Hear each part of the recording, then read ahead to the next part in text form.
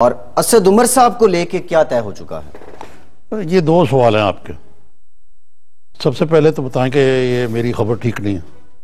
नहीं, मैं क्यों कहूँ? खबर तो जो आसार लग रहे हैं उसके मुताबिक तो खबर ठीक है। नहीं, मेरी खबर ये थी कि उनकी IMF के पैकेज के बाद छुट्टी हो जाएगी जी। अब मेरी खबर यह है कि IMF के पैकेज से पहले उनकी छुट्टी हो जाएगी। अच्छा जी।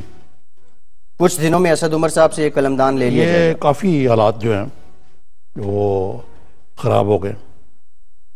जो दरून खाना IMF और पाकिस्तानी हुकाम की मीटिंग में शरीक थे, वो ये कहते हैं कि ऐसे लगता है कि असद उमर साहब का तर्ज अमल यूँ है कि जिस तरह पाकिस्तान पैसे दे रहा है IMF को।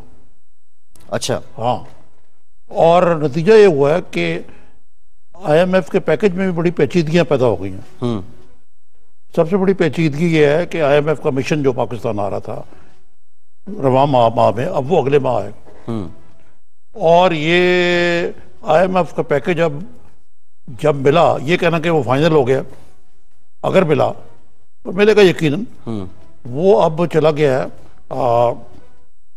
बजट के बाद। अच्छा, जून में। बजट से पहले उसके कोई वजूहत हैं।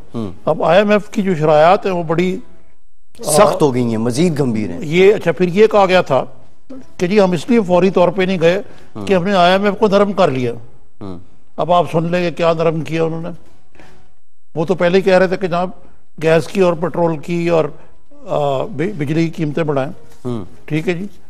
अब उन्होंने कहा कि जी ओगरा जो है उसको इंडिपेंडेंट करें और कीमतें जो है वो सब्सिडीज खत्म करें इन पर। सही, ठीक है।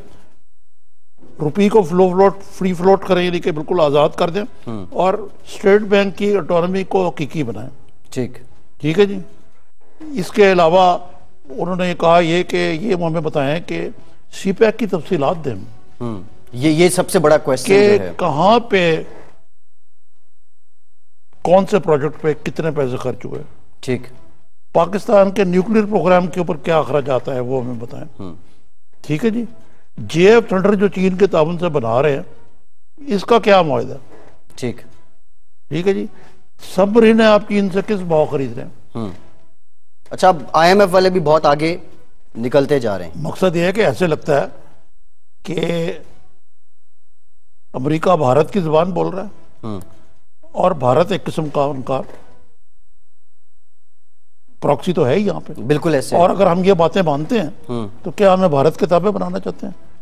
तो मकसद कहने का फिर ये बात यह है कि नेशनल सिक्योरिटी मैटर्स पे और हमारा एतमाद का फुकदान इतना है कि वो कहते हैं कि जी पहले हमें दिखाएं कि आपने क्या बजट बनाया, फिर मंजूर करेंगे वो बजट, फिर आपको पैसे देंगे हम। तो फिर असद उमर साहब किस बात पे क्लेम कर रहे हैं कि मामला तय हो गए?